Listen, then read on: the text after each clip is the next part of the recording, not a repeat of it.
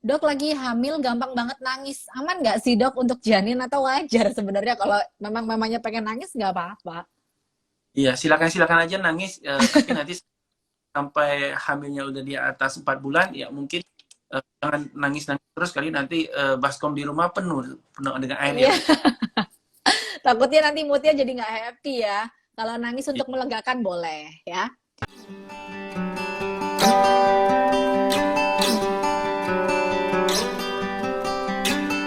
Oke, ada lagi Azra Wahida. Bener nggak sih dok kalau sering minum minyak zaitun dekat-dekat waktu persalinan bisa mempermudah bayi keluar?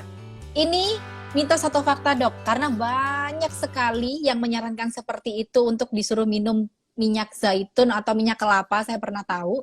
Itu nanti katanya supaya pada saat persalinan normal itu bayinya bisa selancar untuk bisa main perusutan. Ya, sebenarnya kalau kita mengkonsumsi minyak itu jalurnya itu lewat pencernaan ya. Jadi harusnya tidak ada kaitan langsung dengan yang ada di rahim. Namun Oke. ada beberapa penelitian mengatakan bahwa apa ada beberapa jenis eh, oil, misalnya rose prime oil, saya lupa ingat itu ada penelitiannya, dikatakan bahwa mengkonsumsi evening rose prime evening rose apa ya evening prime rose oil kalau nggak salah. Nah, Mhm, mhm. ya EPO disingkat dengan EPO, jadi itu bisa membuat relaksasi dari mulut rahim sehingga Oke. uh, buat proses persalinan yang lebih mudah. Namun literatur ini saya cari-cari lagi, ternyata tidak berdasarkan evidence base. Jadi penelitian tidak banyak. Jadi itu masih hanya penelitian terbatas. Apakah itu bisa masih tanda tanya. Tapi untuk minyak kelapa dan virgin coconut oil ataupun minyak zaitun belum ada penelitian ke arah sana. Oke, oke. Jadi masih mitos ya dok ya kalau di ilmu kedokteran. Oke, ada lagi Ayu Tari Dotari. Dok, kalau tuba non paten kanan kiri masih bisa hamil alami nggak dok? Beberapa kasus yang saya lihat dan kami ngobatin, kita memberikan terapi diatermi dan memberikan antibiotik. Banyak juga tuh kasus yang terbuka dari non paten Mm-mm, jadi dan bisa hamil alami. mm-mm. Oke, ada lagi dari Lesis by Lee. Dok, sebelum hamil boleh minum iFolic? Boleh ya dok ya, disarankan? Ya kalau asam folat silakan. Mm-mm. Oke. Dok, ada lagi dari Iftitah Rahmawati. Kalau lagi stres, janin stres itu ciri-cirinya seperti apa sih dok sebenarnya? Jenis stres itu biasanya diukur oleh kami biasanya dengan CTG, di mana kalau misalnya kondisi jantung bayi sudah stabil, sarafnya sudah sempurna di usia kehamilan di atas 32 minggu, maka detak jantung janin itu tidak boleh lebih dari 170. Ya, jadi kalau misalnya kehamilan masih muda, masih embrio, masih di bawah 10 minggu, silakan aja detak jantung janin, jantung embrio bisa lebih dari 170, bahkan 190. Tapi setelah 30-an minggu, 32 minggu di mana susunan saraf sudah sempurna, itu sudah tidak boleh lagi di bawah di atas 170. Jadi kalau lebih dari 170 itu bisa menyebabkan takikardi pada janin dan itu sudah masuk ke dalam kategori baby mulai masuk kategori stres. Stres. Dan stres Oke. yang terjadi yang berat itu biasanya ada penurunan dari detak jantung, biasanya misalnya baseline-nya itu di 140 tapi ada yang turun pada saat setelah kontraksi dia turun sampai 15 beat dari baseline, itu sudah dikatakan bahwa itu sangat berbahaya. Jadi Dok, memang ini ada. faktor-faktor apa saja yang mempengaruhi dok? Selain tadi keadaan mood dari sang ibu sendiri, apa yang bisa membuatkan keadaan janin ini stres? Ya, jadi jenis stres ini biasanya bukan berkaitan dengan mood dari si ibu, bukan, atau emosi dari si ibu, bukan. Jadi stres di sini yang diartikan di kami biasanya adalah ini berhubungan dengan kondisi peredaran darah dari plasenta dari si ibu yang menuju ke janin yang sudah mulai terganggu. Jadi Oke. plasentanya sudah mulai banyak pengapuran, jadi aliran darah dari si ibu melalui plasenta ke si janin sudah terganggu. Itu yang biasanya terjadi. Hmm. Oke, oke. Jadi ini Mostly karena peredaran darahnya yang kurang, plasentanya juga sudah mulai mengalami pengapuran tadi ya dok ya. Jadi sebenarnya Ya, tidak begitu langsung berhubungan dengan mood si ibu. ya. Oke. Pertanyaan dari Elvira. Dok, saya sedang hamil. Selama hamil, HB saya terus drop. Bulan ini HB saya 7,78, padahal saya udah minum vitamin, buah-buahan, sayuran. Itu berpengaruh nggak sih ke janin kalau HB rendah? Ya, dalam penelitian dan literatur dikatakan bahwa ibu yang HB normal itu trimester pertama 10,5 ke atas, terus kemudian trimester kedua 11, 7,8 tadi dok. 10,5 ke atas juga harusnya. Dan kalau 7,7 sekian itu memang termasuk kategori anemis. Ya ada beberapa kemungkinan anemis. Ibu punya thalassemia ringan. Ya biasanya rata-rata kalau kami melihat bahwa si ibu punya thalassemia ringan, HB-nya susah mencapai angka yang normal yang tadi saya sebut. Ya jadi Oke. 7,8 memang mempengaruhi flow darah, aliran darah yang menuju ke janin. Kadang-kadang ini akan menyebabkan pertumbuhan janinnya terganggu, dalam arti adalah janin lebih kecil. Jadi karena supply oksigen dan nutrisi yang biasanya melalui darah kan menggunakan alat pengangkut dari HB ini, hemoglobin, akan berdampak lebih sedikit sehingga baby bisa lebih kecil. Oleh karena itu HB ini memang harus ditingkatkan. Ada beberapa hal yang sering menyebabkan HB turun ini adalah susah tidur di malam hari. Jadi oleh karena itu diusahakan tidur harus cukup ya. Kalau bisa ya jangan suka bergadang main game. Zaman sekarang kan main game tuh di mana-mana ibu hamil. Yep. Kabarnya Yeah. jadi ini bisa mempengaruhi pola tidur yang terganggu di malam hari dan HB bisa drop. Oke. Jadi jangan begadang, harus tidur yang cukup. Nonton Korea boleh, tapi nggak boleh lebih dari jam 10 malam ya dok ya? Benar-benar, saya setuju itu. Oke. Dari Debbie Stira. Saya lagi hamil tapi tangan sebelah kanan rasanya ngilu, sakit, padahal tidak bekerja berat. Apakah ada pengaruhnya dok dari kehamilannya? Ya, jadi itu kami sebut CTS, carpal tunnel syndrome. Itu terjadi biasanya di usia kehamilan di atas 28 minggu. Itu adalah bagian dari normal. Ya, jadi carpal tunnel syndrome itu memang terjadi penumpukan cairan di pergelangan tangan. Dan biasanya pada saat bangun pagi, biasanya di mana penumpukan cairan itu akan lebih banyak karena si ibu tidur dan tangan tidak bergerak, jadi penumpukan. Dan biasanya pada saat bangun pagi jari-jarinya akan sakit. Nah itu adalah hal yang wajar. Digerakkan minyak penghangat bisa menghilangkan rasa kaku ataupun nyeri. Nyerinya, oke. Tidak perlu khawatir ya.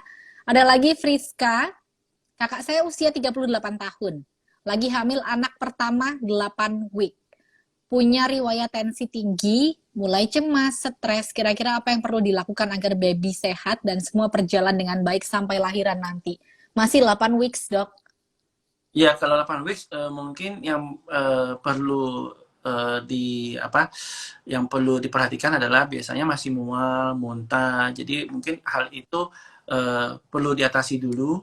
Ya, memang kadang-kadang kita memberikan obat tensi tinggi pada saat usia begitu masih belum bisa karena si ibu mengkonsumsi makanan pun kadang-kadang masih susah dan masih emosional. Diberikan hal-hal yang positif bahwa banyak kok, apalagi kita lihat di luar negeri yang usia kehamilan di atas usia si ibu di atas 40 tahun mereka hamil dan fine-fine aja, tidak ada masalah gitu. Oke, itu karena memang masih trimester pertama dan itu wajar perasaan-perasaan seperti itu ya, Dok ya? Iya. Karena memang progesteronnya sangat tinggi jadi memang emosional dan labil biasanya. Oke. Ada lagi dari Laura. Dok lagi hamil gampang banget nangis. Aman nggak sih dok untuk janin atau wajar sebenarnya kalau memang mamanya pengen nangis nggak apa-apa? Iya, silakan aja nangis. Tapi nanti sampai hamilnya udah di atas 4 bulan, ya mungkin jangan nangis terus kali nanti baskom di rumah penuh dengan air. Ya.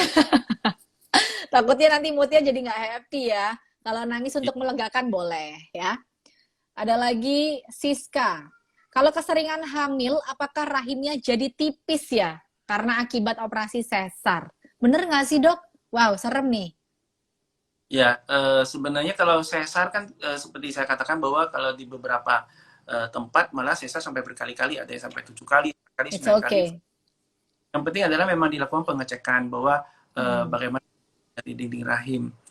Sebenarnya kadang-kadang pada saat hamilnya sudah besar, kemudian di mana si ibu kadang-kadang kami sudah minta ini sudah cukup bulan, ini sudah boleh dilahirkan, tapi bahwa si ibu meminta, oh saya punya tanggal favorit, saya mau tanggal sekian, padahal sudah kontraksi, itu ya bisa Oke. dindingnya menipis biasanya. Oh. Jadi memang kalau sesuai saran dokter aja, kalau bisa nggak usah milih-milih tanggal ya dok ya. Betul, ya. Jadi Karena kalau akibatnya bisa ke sana.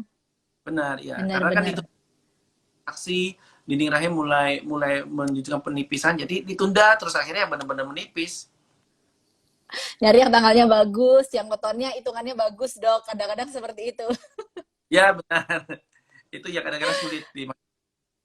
Bener.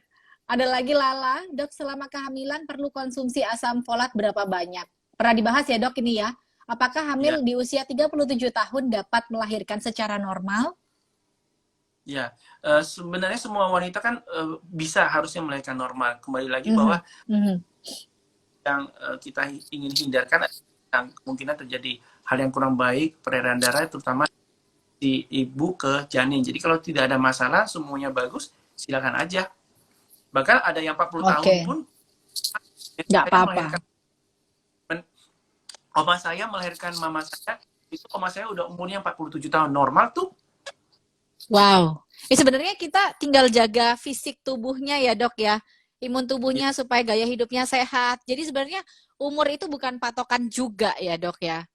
iya benar, bukan patokan. Oke, oke. Tadi untuk mengkonsumsi asam folat berapa banyak dok? Karena ini juga ditanyakan oleh Eka mengkonsumsi. Oh ini kalau ini suplemen kandungan asam folatnya berapa mg ya dok? Boleh Ya sekalian biasanya menjawab nih dok.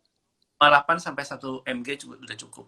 Ya, jadi Oke, ibu hamil adalah sebelum hamil sampai hamil 800 mikro atau 0,8 mg sampai 1 mg.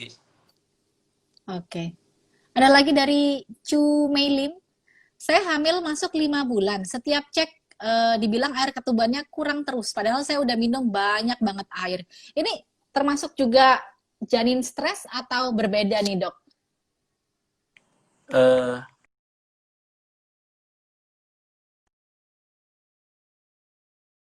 Padahal sudah merasa minumnya sudah banyak banget nih. iya, jadi kembali lagi bahwa kadang-kadang ibu hamil itu suka berpikir air ketuban itu 100% berkaitan dengan minum ataupun konsumsi air. Minuman, benar. Mhm. Katakan itu tidak berhubungan karena kembali lagi pada masa di mana kita tahu bahwa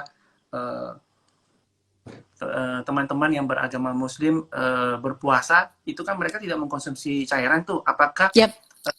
janinnya mereka itu pasti kekurangan cairan kan tidak. Jadi Mhm, mhm.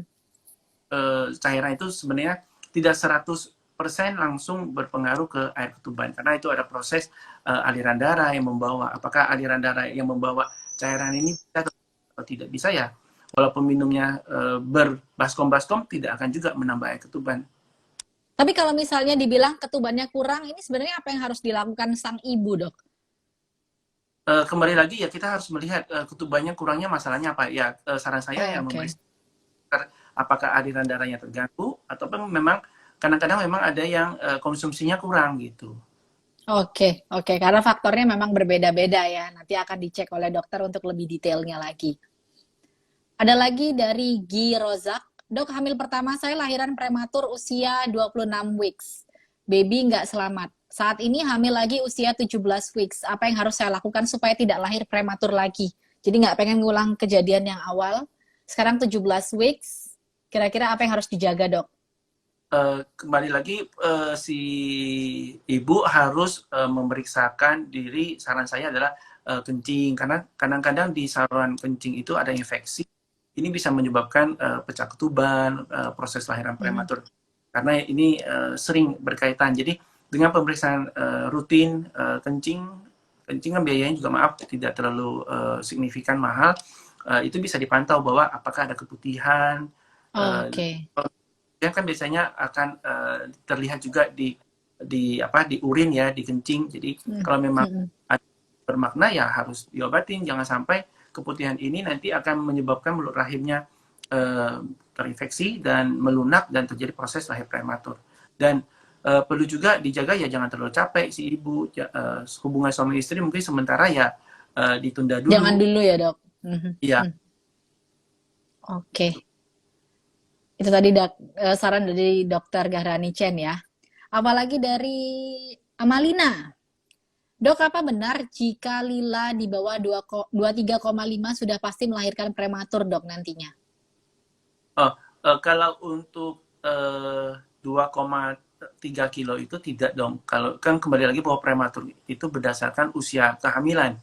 Kalau usia di bawah itu prematur. Kalau misalnya 2,3, 2,4 kilo, 2,3 di atas usia kehamilan di atas 37 minggu ya tidak prematur. Tidak prematur, hitungannya tidak seperti itu ya dok ya? Gitu. Oke, ini Siska tadi sebenarnya sudah terjawab. Dia bertanya, hamil di usia 40 tahun nggak berbahaya untuk ibu dan janin? Nope ya dok ya? Oke. Ada lagi, range aman untuk hamil sebaiknya di usia berapakah dok? Nah, ini untuk yang perempuan-perempuan. Tapi nggak perlu khawatir juga ya dok ya, karena kadang-kadang mungkin hamilnya pas usianya 30 something atau 40. Tadi dokter juga sudah bilang sebenarnya aman-aman saja selama bisa menjaga keadaan fisiknya. Oke, cuman kalau terlalu muda juga tidak baik ya dok ya? Iya, tidak terlalu baik. Oke. Amannya startnya dari umur berapa nih dok kalau untuk hamil dan melahirkan? Di atas 25 tahun. Di atas 25 tahun, wow. Oke. Ada lagi Debbie, sama makan seafood boleh nggak dokter? Soalnya hamil suka banget makan seafood. Sama makan sate atau makan yang dibakar gitu. Kalau yang dibakar sebenarnya aman asal mateng. Seafood ada beberapa seafood kita yang tidak hamil aja tidak dianjurkan mengkonsumsi kerang karena kerang di Jakarta ini banyak berat. Jadi ya kalau bisa hindari kerang. Terus kembali lagi bahwa beberapa penelitian mengatakan bahwa ikan tenggiri, ikan tuna itu ya jangan sering-sering. Misalnya kalau suka pempek seminggu 2 kali oke lah. Jangan tiap hari makan pempek lah ya dok. Ya, kalau tiap hari makan pempek kan nanti kadar merkurinya tinggi. Benar. Kalau sesekali it's okay ya. Kalau bisa puasa dulu lebih bagus. Ada lagi Sylvia. Dok, kalau habis melahirkan sesar, apakah benar nggak boleh minum air dingin, dok? Wow. Iya kah, dok? Nah, itu kan mitos lagi tuh. Justru air dingin itu biar asinya lancar. Justru banyak di masyarakat kita itu mengatakan bahwa air dingin nggak boleh, tapi kita lihat bahwa banyak sekali yang mengkonsumsi air hangat, air susunya jadi kering gitu loh. Justru air dingin tuh bagus. Bagus sekali. Oke. Jadi mama silahkan. Wah, senang pasti kalau dengar informasi ini. Ada lagi Diana Diah Tantri. Dok, minum sparkling water aman nggak sih dok saat hamil? Gimana nih dok, sparkling water? Lagi hits ya? Ya sebenarnya nggak masalah juga, cuman beberapa literatur mengatakan kalau keseringan tidak sehat. Hubungannya sih bukan ke janin tapi ke payudara si ibu. Jadi beberapa berpengaruh ya dok? Ke payudara, tapi bukan ke janin mestinya. Oke. Ada lagi Neza. Dok, lagi hamil 22 minggu. Apa berbahaya kalau sering gendong anak pertama yang usianya 1 tahun 4 bulan? Ya, ada beberapa kasus memang pasien saya pernah kejadian 19 minggu anaknya rewel, digendong, akhirnya ibunya sakit perut, ke WC hilang semuanya, ke flash. Jadi kembali lagi bahwa jadi juga kalau memang kembali lagi masing-masing punya kandungan beda-beda, ada yang kuat, ada yang tidak. Jadi kita nggak bisa menggeneralisasi semuanya. Oke. Tapi itu sebenarnya pada saat sang ibu ini sebenarnya merasa nggak sih dok kalau misalnya ini sekiranya udah nggak mampu nih atau mungkin saya masih kuat nih untuk gendong, sebenarnya kan sang ibu ini merasa seperti itu dok? Ya harusnya merasa, tapi kan kadang-kadang namanya ibu sayang sama anak walaupun nyeri. Pengen banget maksain ya dok ya? Nah. Oke. Ada lagi Nana. Saya hamil 11 week mungkin maksudnya ya. Dari awal sampai sekarang saya sudah turun 4 kilo karena susah makan. Apakah aman, Dok? Wow, 11 week masih termasuk normal kah, Dok? Karena masih awal-awal turun berat badan, mungkin karena nggak nafsu makan. Ya benar sih. Memang kalau susah nggak ada nafsu makan ya memang susah untuk menambah berat badan. Tapi nggak perlu dikhawatirkan. Itu sering terjadi kok pada ibu hamil dan kami sering dapetin kondisi demikian justru tidak bermasalah. Bahkan ada yang turun sampai 11 kilo, ada pasien saya yang turun sampai 11 kilo dalam 3 bulan pertama Wow, kehamilan. Tapi babynya dilahirkan 3,8 kilo, fine-fine aja sih, tidak ada masalah. Ya, wow. Tapi itu paling tidak pada saat trimester kedua, ketiga harus dikejar ya, Dok ya. Karena takutnya nutrisinya juga kurang untuk si baby. ya benar.